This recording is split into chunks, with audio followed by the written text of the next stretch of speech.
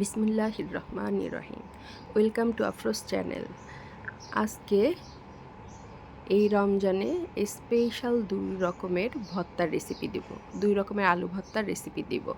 তো তার জন্য চলে আসছি কিচেনে। প্রথমে আমি একটা ডিম পোচ করে নিয়েছি, একটু শক্ত শক্ত করে ডিমটা পোচ করে নিয়েছি। আর যা যা দিয়েছি তা হচ্ছে একটা আলু পিস করে কেটে নিয়েছি, একটা বড় টমেটো, কাঁচামরিচ, রসুন কড়াইতে দিয়ে দিয়েছি সরিষার তেলের মধ্যে।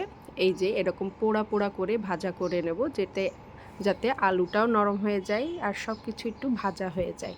এবার টমেটোটাও দেখো পোড়া পোড়া হয়ে গিয়েছে, আলুটাও ভাজা হয়ে গিয়েছে, নরম হয়ে গেছে। আর ডিম পোস্টটা কিন্তু একটু শক্ত শক্ত ডিম পোস্ট করে নিয়েছি।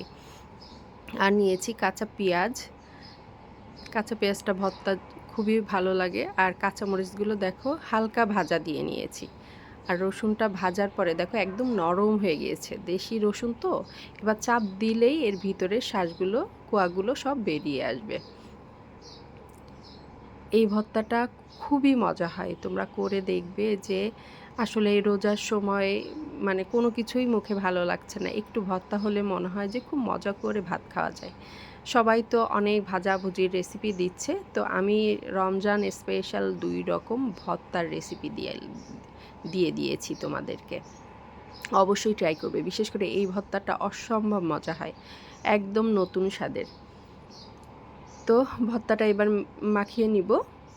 তার জন্য কাঁচামরিচগুলো লবণের মধ্যে ভালো করে চটকে নিচ্ছি। এইভাবে কাঁচামরিচগুলো যদি মেখে নিই তাহলে ভর্তার স্বাদটা কিন্তু খুব ভালো হয়। কাঁচামরিচের একটা সুন্দর ঘ্রাণ বের হয়, আর ভেজে নিলে সেই কাঁচামরিচ দিয়ে ভর্তা করলে খুবই ভালো হয়। রসুনগুলোও মেখে নিচ্ছি। এই রোজার মাসে মানে সবাই অনেক রকম রেসিপি দিচ্ছে, বাট আমি একদমই টাইম পাচ্ছি না। তো সেদিন এই 2 রকমের ভর্তা করেছিলাম, তো তোমাদের সাথেও শেয়ার করলাম। খুবই মজা হয় 2 রকমের আলু ভর্তা, একদম ডিফারেন্ট টাইপের, একদম ভিন্ন রকমের 2 রকমের আলু ভর্তার রেসিপি আজকে তোমাদেরকে আমি দিচ্ছি।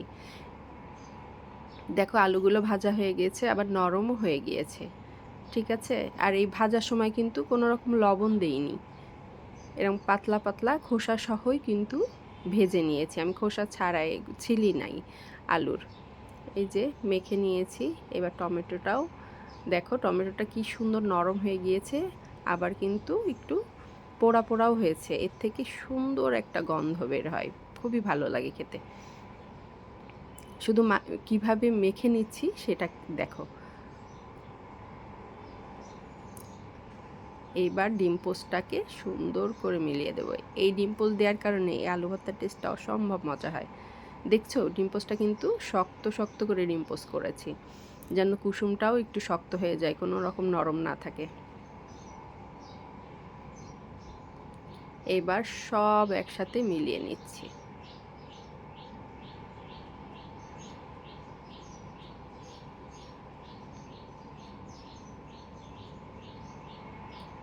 মাখা হয়ে গিয়েছে। এবার আমি দিয়ে দিচ্ছি সরিষার তেল।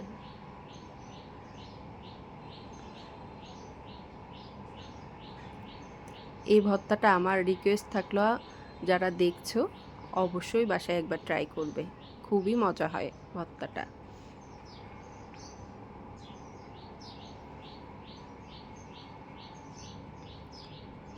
তো খুব ভালো করে মেখে নিলাম ভর্তাটা, দেখতেই পাচ্ছ। এরকম একটা ভর্তা হইলে কিন্তু ভাত খেতে খুবই মজা লাগে। তো এই যে একটু সাজিয়ে নিলাম, রোজার মাস, আমার তো ভর্তা খেতে খুবই ভালো লাগে, ভর্তা দিয়ে কয়টা ভাত খেতে খুবই ভালো লাগে। যা হোক, এই যে এক রকমের ভর্তা কিন্তু তৈরি করে নিয়েছি। এবার দ্বিতীয় রকমের ভর্তা, এটাও আলু ভর্তা। এই ভর্তাটা যে কি মজা হয়, এটা আমার দুলালির হাতের ভর্তা, ওর রেসিপি, ওর এই ভর্তাটা আমার খুবই ভালো লাগে, তো তোমাদের সাথেও শেয়ার করলাম। তো যা লাগছে, আলু দেখো খোসা সহই কিন্তু এরকম করে কেটে নিয়েছি, পাতলা পাতলা করে। রসুনের কোয়া নিয়েছি, কাঁচামরিচ নিয়েছি বেশ কয়েকটা, আর পেঁয়াজ নিয়েছি। দেখো এইভাবে কেটে নিয়েছি পাতলা পাতলা করে খোসা সহ।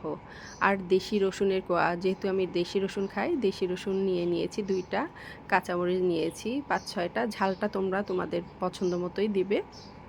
আর পেঁয়াজ একটু মোটা মোটা করে কেটে নিয়েছি, কুচিয়ে নিয়েছি। এই তো, বেশি কিছু ঝামেলার জিনিস নাই। এবার রান্নাঘরে চলে যাচ্ছি, কিচেনে চলে যাচ্ছি। একদম একটা কড়াই বসিয়ে দিয়েছি, ভাজির কড়াই। এখানে দিয়ে দিচ্ছি সরিষার তেল।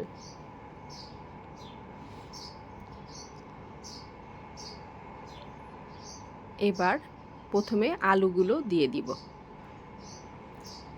এই সময় কিন্তু চুলোর আঁচটা একটু বাড়িয়ে দিবে। আলু মনে হচ্ছিল একটু কম হয়ে যাবে, এজন্য আর একটা আলু আমি অ্যাড করে নিয়েছি। তো সামান্য একটু হলুদ দেবে, এখানে কিন্তু লবণ দেওয়া যাবে না। সামান্য একটু হলুদ দিয়ে এই আলুটাকে আগে ভেজে নিতে হবে। আলুটা যেন একটু নরম হয়ে যায় এরকম পর্যন্ত আলুটা প্রথমে ভেজে নিতে হবে।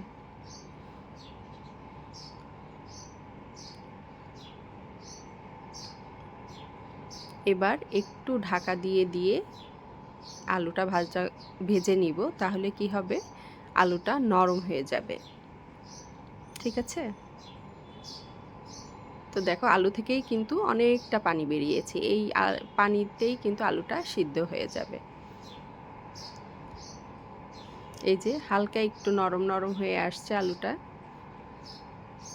এই পর্যায়ে আমরা দিয়ে দিব বাকি উপকরণ, রসুন, পেঁয়াজ, কাঁচামরিচ সব কিছু এবার দিয়ে দিয়েছি। দিয়ে এবার ভালো করে সব কিছু ভেজে নেব।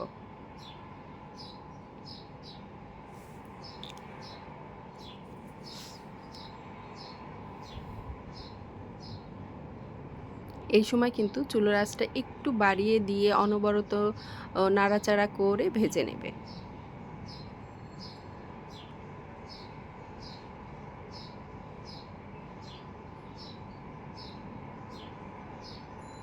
এই রোজার মাস কার কেমন যাচ্ছে জানিয়েন তো। ইবাদতগুলো কি আমরা ভালোভাবে করতে পারছি?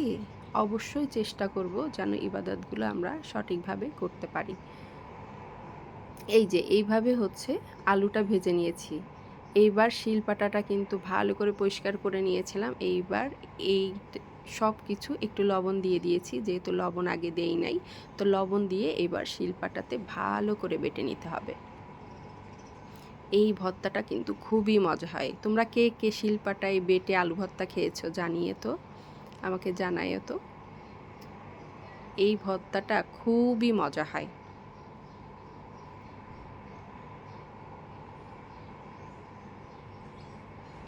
এবার খুব ভালো করে সব কিছু শিলপাটাতে বেটে নিচ্ছি। দেখতে পাচ্ছ আলু ভর্তার চেহারা? এরকম একটা ভর্তা দেখলেই তো মানে জিভে জল চলে আসতেছে, এরকম অবস্থা। এই যে হয়ে গেছে আমার খুবই মজার একটা আলু ভর্তা। তো 2 রকমের আলু ভর্তার রেসিপি তোমাদেরকে দিয়ে দিলাম, অবশ্যই ট্রাই করবে। আর যারা দেখছো অবশ্যই আমার চ্যানেলটাকে সাবস্ক্রাইব করে দেবে। ওকে, থ্যাংক ইউ, আসসালামু আলাইকুম।